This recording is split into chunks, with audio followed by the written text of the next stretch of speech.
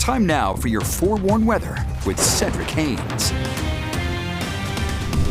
All right, happy Thursday, everyone. Of course, yesterday we were tracking those scattered showers as they made their way from northern Utah down into central Utah. Take a look at some of these rainfall totals. Our friends in Utah County, man, almost picking up a half an inch of precipitation yesterday. Wellsville picking up 3/10 of an inch of liquid, 2/10, about a quarter of an inch, I guess you could say, from Magna up towards Logan, and about 2/10 there in Brigham City. We had about 2/10 in Nephi.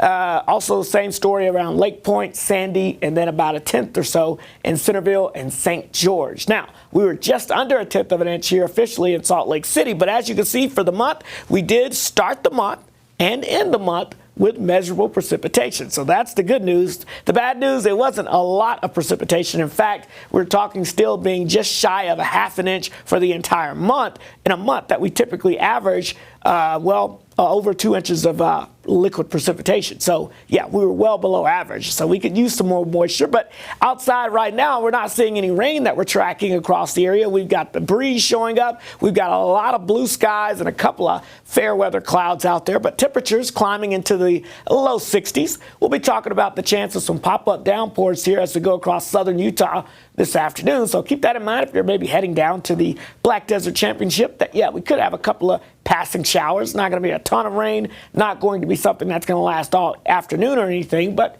there could be a couple of pop-up showers. Otherwise, sunshine and warmer temperatures for northern and central Utah for us today, and even warmer temperatures, I guess you could say, as we go into your Friday. But, of course, we are still tracking that unsettled weather pattern as we get towards late Saturday into your Tuesday.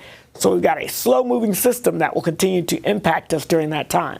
All right, upper-level futurecast showing us today. We've got the dry air with that northerly flow coming into the northern half of the state. But notice that upper-low pressure producing some spotty showers off towards the south and west. High pressure builds in and kicks that thing pretty much out of the area as we go into your Friday with sunshine and overall a fairly nice day. But then we'll watch our next storm system quickly dropping in along the west coast. That's our more juicy storm system that will arrive as we get into your Sunday, bringing us the potential of some active stormy conditions into your Monday, and it pretty much hangs around across the area right on into your Tuesday as well before we see that low pressure moving away and trying to dry things out by the middle of next week. But it's going to be take some time and some energy to get that system to move out of the area.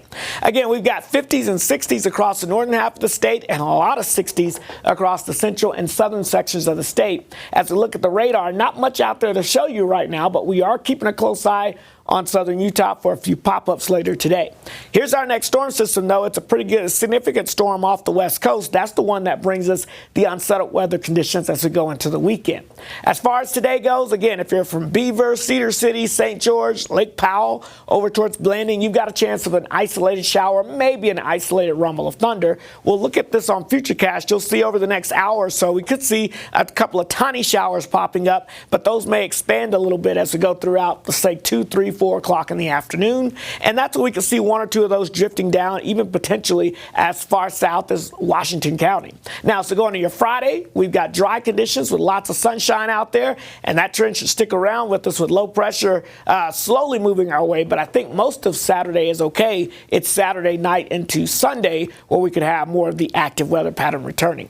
So St. George, we've got isolated showers, low 80s for temperature today, 85 for your Friday, and then we've got increasing rain and storm chances as we go into the weekend, into next week.